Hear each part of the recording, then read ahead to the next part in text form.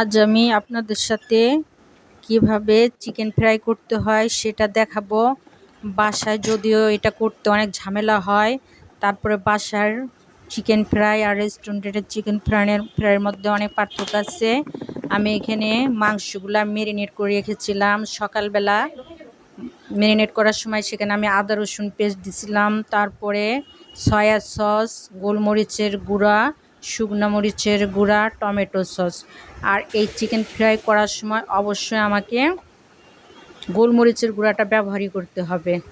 তারপর আমি এইখানে মাংসগুলো একটা বক্সের ভিতরে ময়দা দিয়ে ওগুলা মিক্স করানো ময়দার ভিতরে ঝাঁকি দিয়ে নিয়ে নিলাম। বারবার করার থেকে একবারে করে নিলাম, সেটা আমার জন্য ভালো।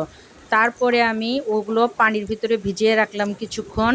ভিজিয়ে রাখার পরে আবার আমি সেই ভিজানো মাংসগুলো আবার ময়দার ভিতরে চেপে চেপে চেপে তারপরে একটু ঝাঁকি দিয়ে আমি গরম তেলের ভিতরে একটা একটা করে ছিঁড়ে দিব। এইভাবে চিকেন ফ্রাই করলে অনেক মজা লাগে। আমি পুরোটা মুরগি নিয়ে নিচ্ছি, আপনারা আপনাদের পছন্দ মতন নিয়ে নেবেন। আমাদের বাসা আজকে সবাই চিকেন ফ্রাই খাবে, তা আমি একটু বেশি করে ভাজবো। ভাজাটা খুব লো আছে ভাজতে হবে, আস্তে আস্তে করে। আর যতক্ষণ পর্যন্ত পানি থাকবে, মানে প্যাচ প্যাচ করবে, ততক্ষণ পর্যন্ত আমার চিকেনগুলো ভেজে নিতে হবে। এইভাবে চিকেন ভাজলে ভিতরে নরম থাকবে, উপরে একদম মচমচা থাকবে। তাই আমরা এভাবে চিকেন ফ্রাই করে নিব। আমার আরও কিছু চিকেন আছে, সেগুলোও আমি ময়দা দিয়ে চেপে চেপে নিচ্ছি এবং একটু একটু করে ঝাড়া দিচ্ছি। এই জন্য তেলে দিতে আমার দেরি হচ্ছে।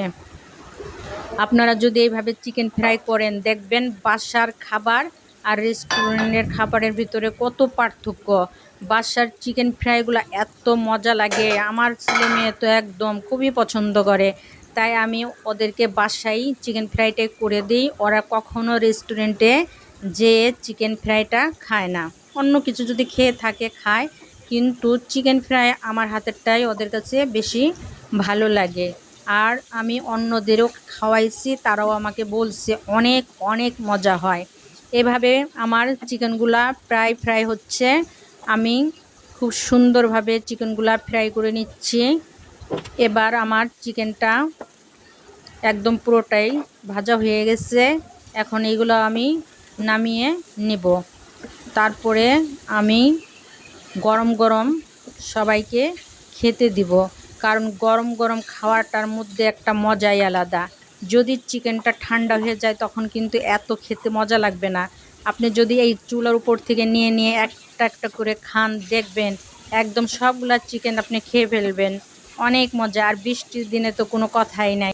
ভালো লাগলে লাইক, কমেন্ট, শেয়ার। আল্লাহ হাফেজ।